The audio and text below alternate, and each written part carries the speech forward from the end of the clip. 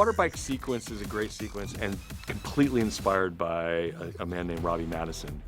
I watched one of the specials of him getting that motorcycle and to get it work on the lake and to get it working in the ocean. I thought, I want to be the first to put this in a movie. I want to be the first to put this in a movie. And so contacted Robbie, talked about the sequences, what was possible.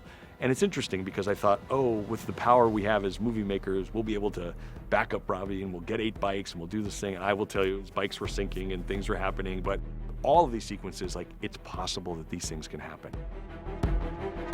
What Robbie does is takes different sports, different types of stunts or extreme sports and stunts and marries them together.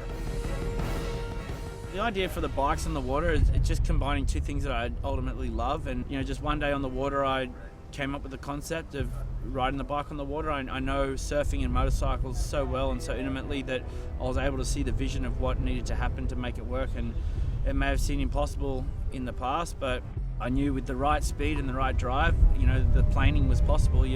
Cars hydroplane on freeways and they're not designed for it. So once I knew it could happen and I could see the vision of mounting the skis, I've worked with a lot of different people and it's been a long-winded project, but we've finally been able to make the bikes ride on the water. Well, we're sitting here on the launch platform that we've built off a boat to launch the bikes into the water, and we had to create an angle so the bikes can get a nice smooth drive. We have snowmobile track that's been cut up into sections so we can get that ultimate drive, and the goal is to get as much speed off this boat, hit the water, and the bikes allow them to plane. This sequence we're trying to film right now is the Russian boat is coming in.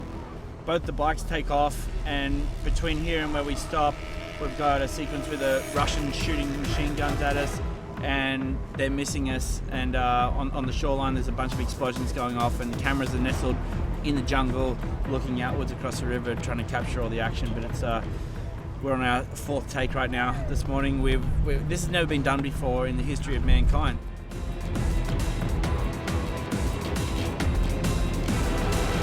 Motorcycles riding on water, I have limited experience in it, but just bringing it to a motion picture, we've opened a can of worms. Launching the 2 bikes, one after the other off this boat, we're realizing that the second bike's in the front bike's wake, and being in the wake, it's turbulent water and it's just not getting drive, and that's how precise these bikes need the conditions. With that little bit of aeration in the water, they're failing and sinking. The plate underneath needs to be cut off.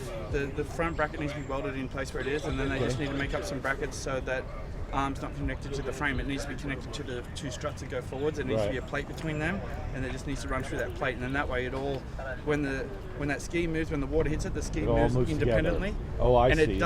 And it doesn't try and jack with the suspension. And when it comes back, it doesn't try and lift the wheel out of the water, because when it comes back, the wheel needs to keep driving. So what's happening? We're hitting a bump. The bump's making the ski go up, but it's also pulling the drive out of the water. So we're slowing down and get no drive. The conditions are so paramount with these bikes. If you don't have the perfect conditions, they just don't work. And because we're launching 2 bikes at the same time, the second bike's in the front bike's wake, and as soon as it hits that aerated water, it loses drive, and it's that short bit of loss of drive causes them to sink. So we've sunk 4 bikes today already, and it's just a lot of work. It's getting really frustrating, but I'm excited to be here. I'm really stoked that we have a star-studded crew, from directors to producers to stunt coordinators and all the stunt guys, and everyone involved in this is giving 150%.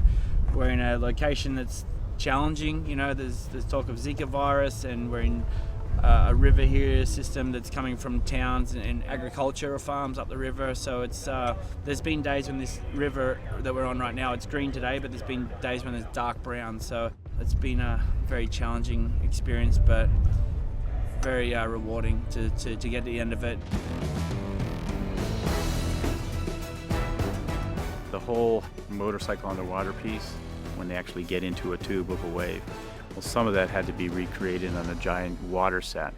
So they built this huge tank and a big blue floor on it and ran crazy amounts of water over it with 2 motorcycles on it, and Vin and Donnie Yen moving back and forth and fighting and kicking each other off, and a lot of overhead rigging to spot the actors, let alone the special effects stuff that they had to do to make all that work.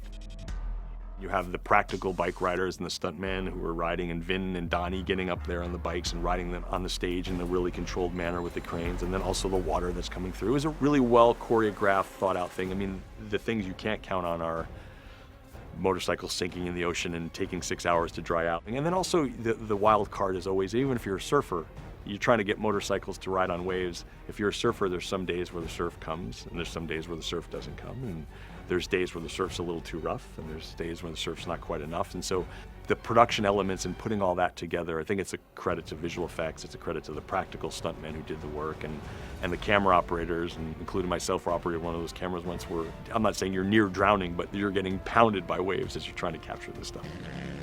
The hardest part about all this is just getting people to believe in your crazy ideas. When it's never been done before, people are quick to kind of judge it and tell you why it won't work. And for me, it's just been the work ethic that I have is I'm following my dreams no matter what people say about it. And we've got this one working, and hopefully I can sell everyone on my next crazy idea.